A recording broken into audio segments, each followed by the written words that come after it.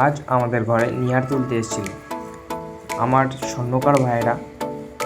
তোমরা তো অনেকেই জানো নিহার মানে কি, আর যারা জানো না তাদেরকে আমি একটু বুঝিয়ে দিচ্ছি। আমরা যেহেতু সোনার কাজ করি তাই কাজের সময় খুব ছোট ছোট সোনার গুঁড়ো বা টুকরো আমাদের টেবিলের নিচে আশেপাশে পড়ে থাকে। সময় সময় কোম্পানির লোক আসে পুরো ঘরটা পরিষ্কার করতে। তারা যেসব সোনার গুঁড়ো পায় সেইগুলোই সংগ্রহ করে নিয়ে যায়, পরে সেইগুলো গলিয়ে আবার ব্যবহার করে। এই পুরো প্রক্রিয়াটাকে নিহার তোলা বলা হয়। আজকের ভিডিওতে তোমাদের এই প্রক্রিয়ার একটা ছোট ঝলক দেখালাম।